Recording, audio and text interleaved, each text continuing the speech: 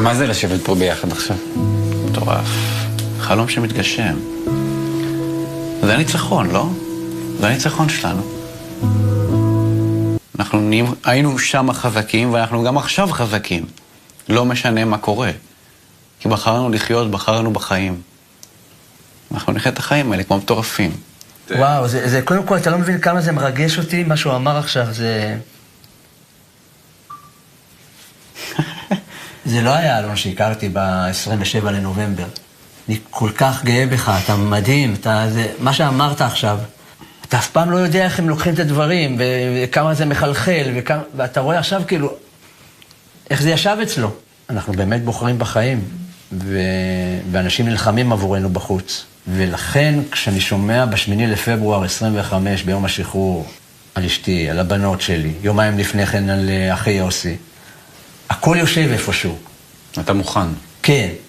עכשיו בסדר, הפטיש יורד 5 קילו על הראש שלך, אבל אתה מוכן לפטיש הזה. תגיד, כמה בחרתי בחיים זה ממך וכמה זה מאלי תוך כדי תנועה, שם? וגם וגם. אבל כל פעם שקצת סטיתי, אז הוא כזה החזיר אותי לדרך המלך. ועדיין אמרנו, תמיד אמרתי לעצמי, מזל שאני לא לבד. וזה שאלון, אחרי איזה 7 חודשים, שורד לבד, יום אחרי יום, עם המחשבות שלו, עם הקימה בבוקר, עם סגירת עיניים בלילה. זה לבד, עם מחבלים. ברגעים הכי קשים, אתה מסוגל לאכול את הקירות מרעב. אנחנו מלקטים כל פירור על השטיח. והוא עומד מול המחבל, והוא אומר לו שהוא מסרב לקחת ממנו אוכל, אם הוא לא נותן לכולם. משחקים בנו, כל הזמן משחקים בנו. פרד ומשול כל הזמן. כל הזמן, אם זה במזרונים, אם זה בקריות, אם זה בסמיכות, כל הזמן. אם זה בבגדים. ואתה נעמד מולו. ברור, מה איזה שאלה בכלל?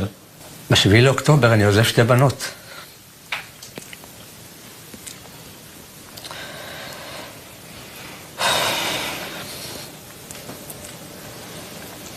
אני מוצא את המשמעות בתור אבא, שם. וברגע הראשון שראיתי שהוא מסוגל לוותר על אוכל בשביל שיש שקט בקבוצה, אז קודם כל אמרתי, לזה אני יכול להתחבר, אבל יש כאן מישהו שצריך שנייה אחת להעיר אותו, כי הוא צריך לחזור להורים שלו. הוא עושה אותו דבר בשבילי, ללא מעט מקרים. המקרה שבו אני חוטף מכות, אם יש מישהו כנראה שעוצר את המחבל הזה, זה אלון. כשאני על הרצפה והוא משוחח עליי עם הידיים שלו ומבקש ממנו להפסיק, אחרת לך תדע מאיפה זה נגמר.